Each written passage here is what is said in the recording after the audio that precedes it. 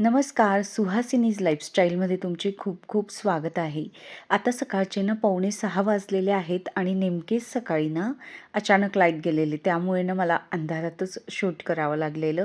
बऱ्यापैकी उजेडी पडलेला नव्हता आणि 8 दिवस जवळपास झाले व्हिडिओ टाकून. पण काय झालं, तनिष्काची एक्झाम प्लस मी तिचा क्लास चेंज केलेला. तर मला आधीचा क्लास आवडत नव्हता म्हणून मला नवीन क्लास शोधण्यासाठी 3 ते 4 दिवस गेलेले आणि त्यानंतर उन्नतीचं ॲडमिशन, परत तिचे क्लासेस सुरू झालेले आणि दोघांचं मला ना सारखं बाहेर म्हणजे क्लासला सोडवायला जा, आणायला जा, असं सारखं जवळपास 6 फेऱ्या होत होत्या आणि त्यामध्ये माझ्याकडून ना शूटिंगच होत नव्हतं. कारण की घरी आल्यानंतर घरातली कामं आणि या सगळ्यात ना माझंच रुटीन डिस्टर्ब झालेलं. लगेच थोड्या वेळात लाईट आली म्हणून बरं झालेलं. आता मला रोज सकाळी ना टिफिनही बनवावा लागतो कारण की तनिष्का घरी 1 वाजता येते. त्यामुळे मध्ये तिला ब्रेक असतो क्लासला. मला प्रियंका सोनवणे, रश्मी सावंतांनी ना म्हणजे कमेंट केलेल्या व्हिडिओ का येत नाही आहे? तो मलाही अनेक जणांना प्रश्न पडला असेल.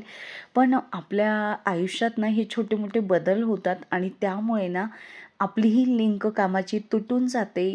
पण या आठवड्यात ना मला मुलींना आणि मुलींच्या क्लासेसला जास्त प्राधान्य द्यावं लागलं. कारण की ना तनिष्काचं 10वीचं वर्ष आहे आणि मग नंतर असं मला स्वतःला पश्चाताप करायला नको की मी प्रॉपर लक्ष दिलं नाही. म्हणून मग मी म्हटलं आधी क्लासेसची लिंक लावू. मला आणि मुलींना ना नाश्ता म्हणून रोज पोहे जरी दिलं ना खूप आवडतं. पण मिस्टरांना रोज नाही आवडत.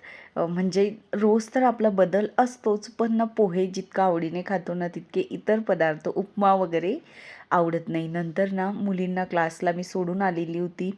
किचनमधलं थोडं आवरून घेतलं होतं आणि मशीनला ना कपडे लावले. टॉप लोड मशीनचा एक फायदा असतो की वरून जर आपल्याला एक्स्ट्रा कपडे टाकायचे असतील ना तर आपण ते डोअर ओपन करू शकतो. नाहीतर फ्रंट लोडचं ना एकदा लॉक होऊन जातं ते दरवाजा, म्हणून मग मध्ये नंतर कपडे टाकायला प्रॉब्लेम होतो.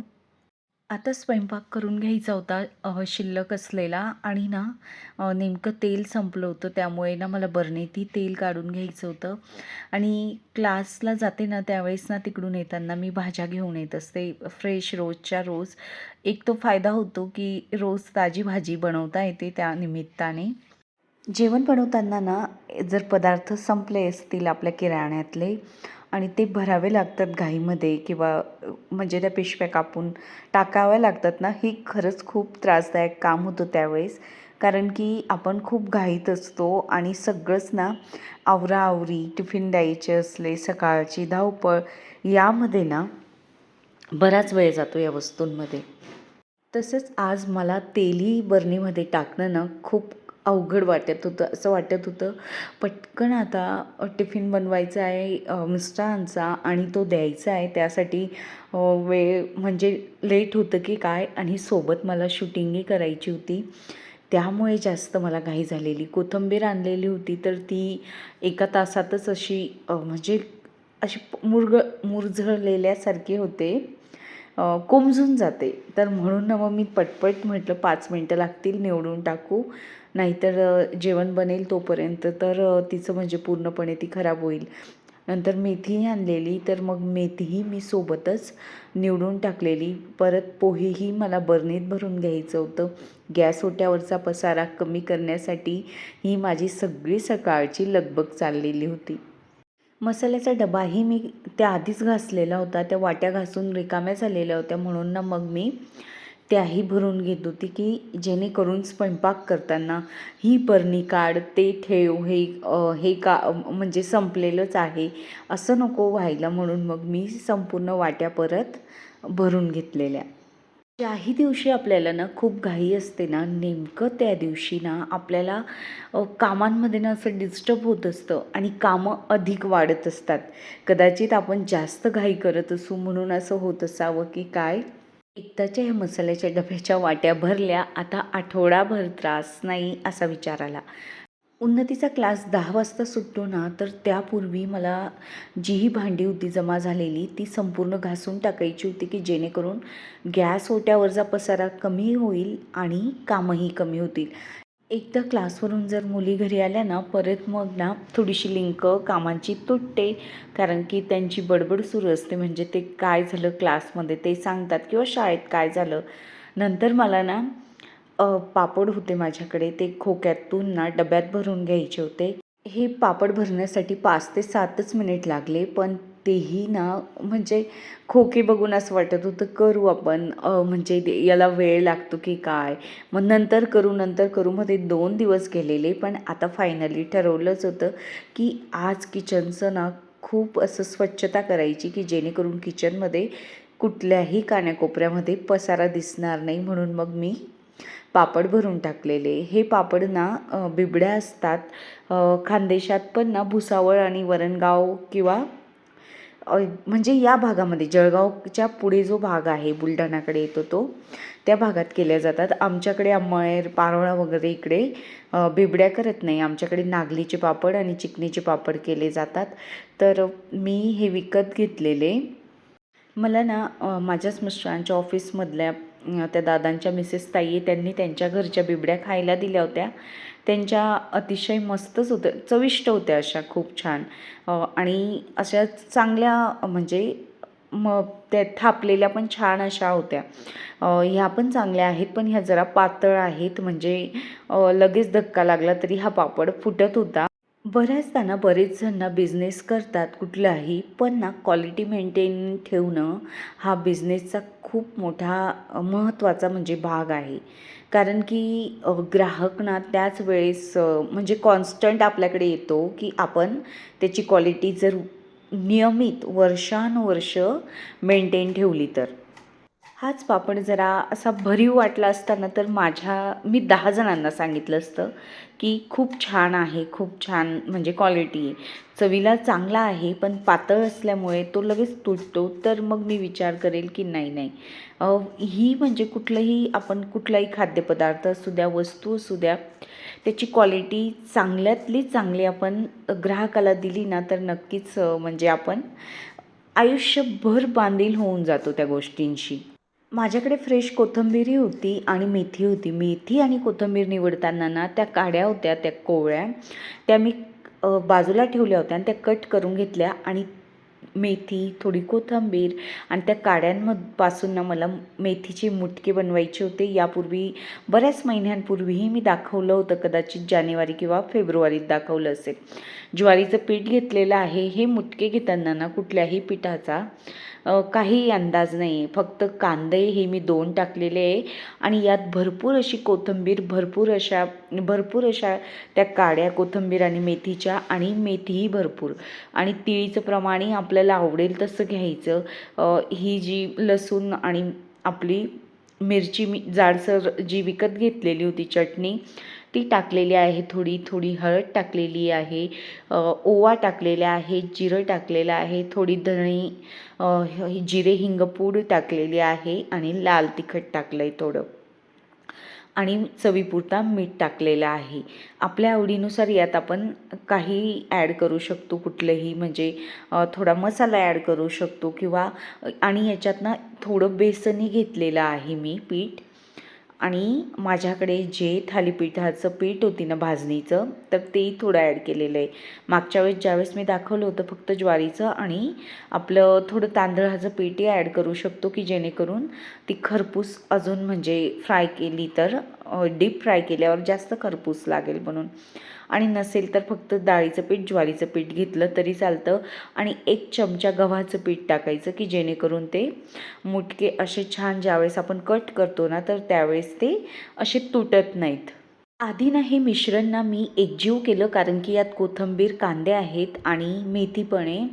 तर ह्या सगळ्यांमुळे ना पाणी सुटतं ना, तर मग ते किती पीठ त्यात ॲडजस्ट होतं. त्यानंतर 1 पळी तेल टाकलेलं मोहन म्हणून, आणि मग मी अंदाजानुसार थोडंसं पाणी टाकलेलं आणि अगदी हाताने वळून घेतलेले हे मुटके. फक्त आपण ते ना नेमकं माझ्याकडून शूटिंग करायचं राहिलं. मागच्या वेळेस मी दाखवलं होतं, तुम्ही सगळ्यांनीच बघितलेलं. अगदी सोपं आहे. म्हणजे आळूवडी आपण फक्त फोल्ड करत जातो, अगदी त्याच पद्धतीने फक्त ती मुटके हाताने हे वळून घ्यायचे असतात. नंतर ना मला अगदी साधीसुधी मेथीची भाजी बनवायची होती. कांदा लसूण हे मी बारीक चिरून घेतलेलं, जिरं मोहरी टाकलेली, तेलामध्ये थोडा हिंग टाकलेला, ते परतवून घेतलेलं. मेथी तर बाजूला धुवूनच पडलेली होती. नंतर धणेपूड टाकलेली, थोडं तिखट टाकलं, थोडी हळद टाकली आणि त्यामध्ये ना मेथी हे संपूर्ण मिक्स केल्यानंतर मेथी अशी ॲड केली. आमच्याकडे अशा पद्धतीची ही पातळ भाजी ना शेंगदाण्याचं कूट लावून केली जाते, छान लागते. आणि बाजरीच्या किंवा ज्वारीच्या भाकरीसोबत ना ही खूप टेस्टी लागते. आधी मी नेहमी ना पाणी टाकते आणि मग पाण्याला उकळ आल्यानंतर त्यात शेंगदाण्याचं कूट ॲड करत असते. पण आज मी जरा म्हटलं थोडंसं असं शेंगदाण्याचं कूट जाडसरच होतं माझ्याकडे, ते साबुदाण्यांसाठी केलेलं, ते टाकलेलं आणि ते मस्त छान असं थोडं भाजून घेतलं तिथेच कढईतच भाजीसोबत. आणि मग वरून पाणी टाकलेलं आणि 7-8 मिनटं भाजी उकळू दिली. इकडे मुटकेही वाफून झालेले आहेत, भाकरी करून झालेल्या आहेत. आणि मग मी भाकरी झाल्यानंतर त्याच तव्यामध्ये मुटक्यांना ना थोडंसं शॅलो फ्राय करून घेतलेलं आहे. एक पळी तेल टाकलं, त्यामध्ये ना थोडी 3 ते 4 चमचे तीळ टाकली आणि जेही मुटके मी गोल होते ते तर त्या पद्धतीने कट करून घेतलेले. ह्या मुटक्यांना ना पूर्णपणे थंड होऊ द्यायचं आणि मगच त्यानंतर त्यांना कट करायचं. गरम जर आपण कट केलं तर ते म्हणजे तुकडे पडतात त्याचे. तर मी झटपट असे शॅलो फ्राय करून घेतलेले. अगदी 1 ते 1.5 पळी तेलामध्ये हे संपूर्ण मुटके मी म्हणजे भाजून घेतलेले आहेत तेलामध्ये. संपूर्ण घर आवरून झालेलं होतं. म्हणजे प्रत्येक वस्तू जागच्या जागी ठेवल्या गेलेली होती आणि आता शेवटचं काम शिल्लक होतं. म्हणजे शेवटचं तर नाही म्हणता येणार, यानंतर ही बरीचशी कामं होतीच, पण जी महत्त्वाची कामं असतात ना ती संपलेली होती.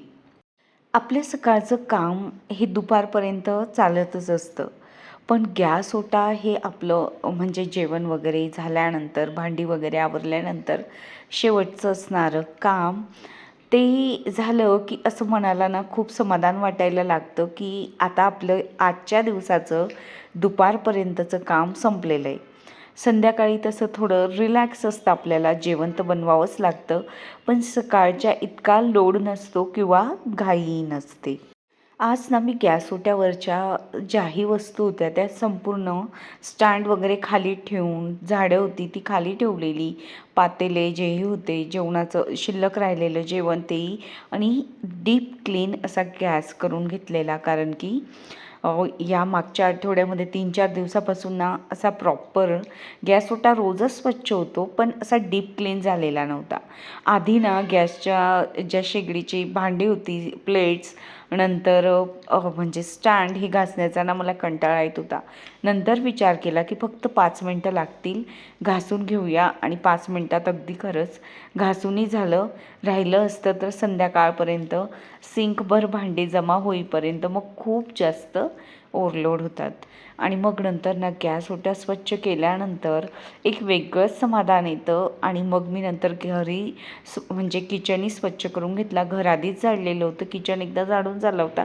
परत गॅस ओटा आवरल्यानंतर ना मी एक झाडू मारून घेते किचनला, की जेणेकरून काही कण वगैरे पडलेले असतील ते स्वच्छ होऊन जातात.